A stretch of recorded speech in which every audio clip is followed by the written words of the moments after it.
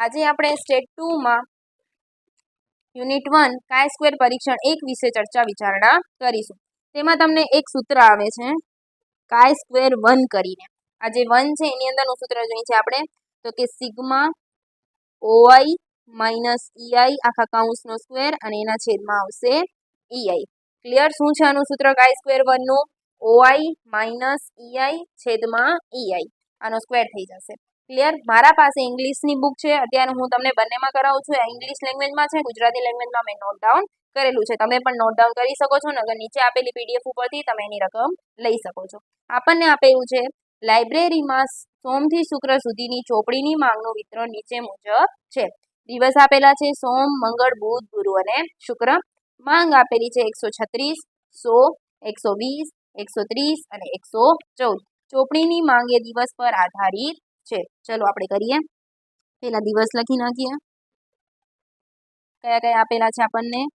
સોમ, મંગળ, બુધ, ગુરુ અને શુક્ર. આ જે આપેલું હોય માંગ એ તમારું OI થાય. એ તમને આપેલું છે. કેટલું આપેલું છે? 136, 100, 120, 130 અને 114. હવે વાત રહી EI. તો EI કઈ રીતે મેળવાય? તો EI મેળવાશે તમારું ટોટલ કરવાનું. સિગ્મા OI છેદમાં N. OI ટોટલ કેટલું થાય છે? 136 પ્લસ 100 પ્લસ 120 પ્લસ 130 પ્લસ 114. કેટલું આવે છે ટોટલ? 600. 600 ભાગ્યા કેટલી છે? 1, 2, 3, 4 ને 5. ડિવાઈડ બાય કેટલા કરશું? 5. કેટલા આવશે? 120. અથવા તમે એની વચ્ચેનું બી કોઈ બી એક ધારી શકીને પણ તમે કરી શકો છો, પણ આ મેથડ સહેલી રહે. 120, 120 બધા માટે EI કેટલું થઈ જશે? 120. ત્યારબાદ શું કરશું? OI minus EI. 136 માઇનસ 120 16. ત્યારબાદ 100 minus 120 minus 20. 120 minus 120 0. 130 minus 120 10. 114 minus 120 કેટલા થશે? -6. હવે શું કરશું? OI માઇનસ EI નો વર્ગ. એટલે આનો શું કરવામાં આવશે? વર્ગ. 16 નો વર્ગ કેટલો થાય? 256. 20 નો વર્ગ 400. 0, 100 અને 6 નો 36. ક્લિયર? ત્યારબાદ હવે આપણે કરશું OI માઇનસ EI નો સ્ક્વેર ડિવાઈડ બાય EI. એટલે કે 256 ભાગ્યા 120. કેટલા આવશે? 2.13. ત્યારબાદ 400 ભાગ્યા 120. કેટલા આવશે? 3.33. 0 થઈ જશે અહીંયા કોઈ પણ વસ્તુ જોડે છે એટલે 100 ભાગ્યા 120. 0.83. 36 ભાગ્યા 120. 0.3. હવે શું કરવાનું? આ બધાનો સરવાળો કરી નાખીએ.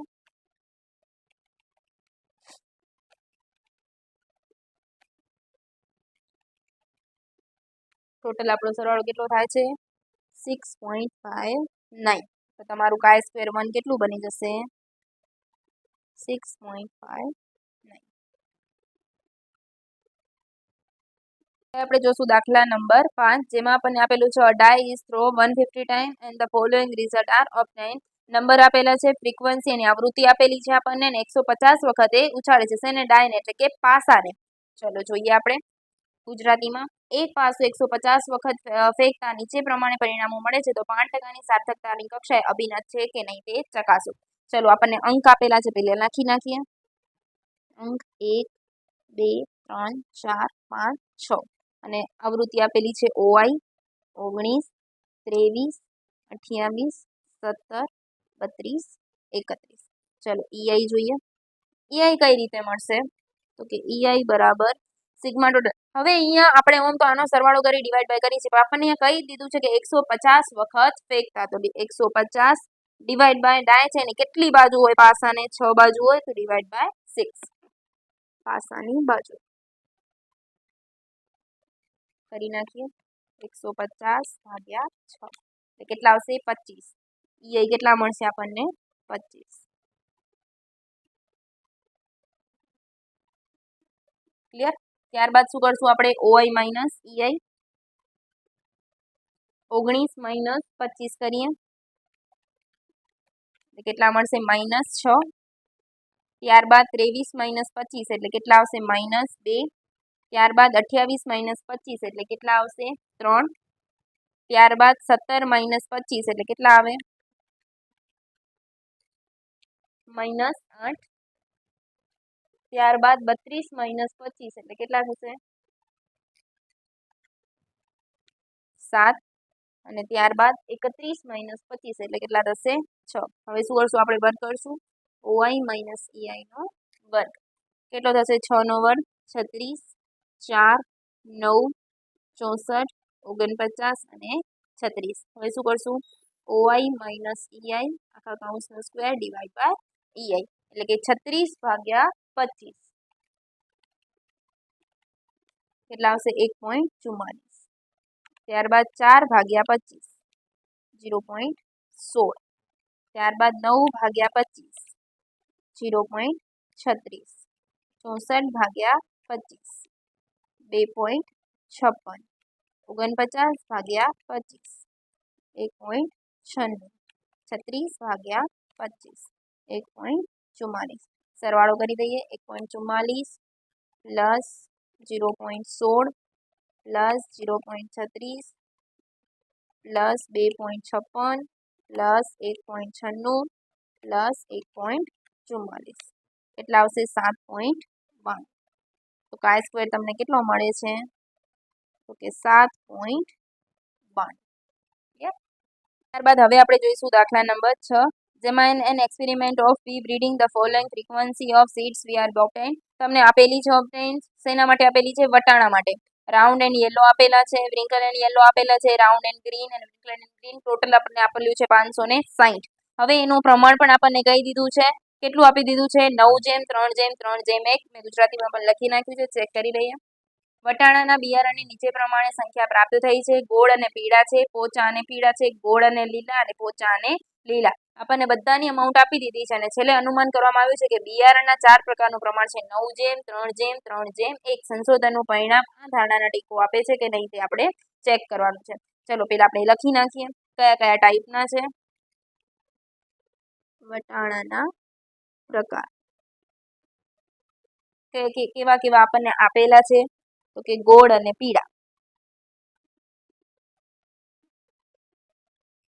ત્યારબાદ પોચા અને પીળા ત્યારબાદ ગોળ અને લીલા અને ત્યારબાદ પોચા અને લીલા ક્લિયર ઓઆઈ તમને આપી દીધેલું છે 315 101 108 અને 36 ટોટલ અમાઉન્ટ આપણને ખબર છે કેટલી છે 560। હવે ઈઆઈ માં આપણે કઈ રીતે ગણતરી કરવાની તો ઈઆઈ માં ટોટલ અમાઉન્ટ છે આપણા પાસે 560 એને આપણે 9:3:3:1 ના પ્રમાણમાં વહેંચણી કરવાની ક્લિયર હું આને એબીસીડી નામ આપી દઉં છું A B C ને D ચલો પહેલા A માટે જોઈએ ટોટલ કેટલું છે આપણા પાસે 560 ગુણ્યા એનું પ્રમાણ કેટલું છે 9 ટોટલ કેટલું થાય છે 9 + 3 + 3 + 1 કેટલું થાય ટોટલ 16 કરીએ તો 560 ગુણ્યા 9 ભાગ્યા 16 એટલે કેટલા આવશે 315। બી માટે જોઈએ તો કે 560 ગુણ્યા 3 ભાગ્યા 16 એટલે કેટલા આવશે 105। ત્યારબાદ સી માટે જોઈએ એના પણ કેટલા આવશે 105। ત્યારબાદ ડી માટે જોઈએ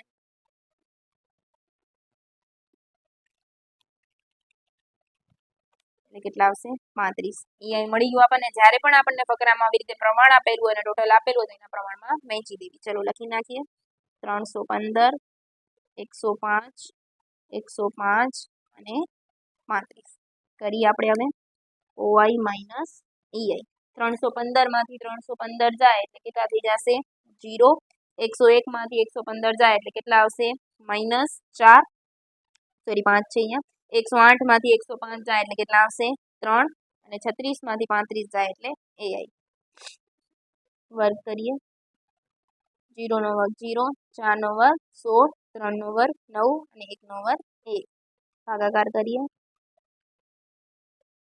ચલો 0 જોડે તો હંમેશા શું થઈ જશે 0 જ થશે 16 ભાગ્યા 105 કેટલા આવશે 0.152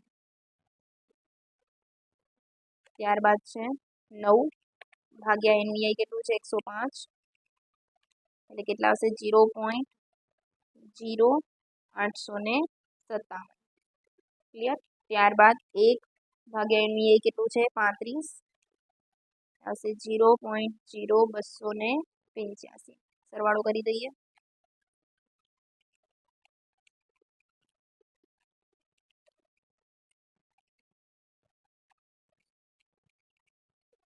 કેટલા આવશે 0.2682 ક્લિયર આ તમારું કાય સ્ક્વેર મળી ગયું અને તમે એપ્રોક્સમાં 0.27 પણ લખી શકો ક્લિયર થેન્ક યુ નેક્સ્ટ લેક્ચરમાં આપણે બીજા દાખલાની શરૂઆત કરીશું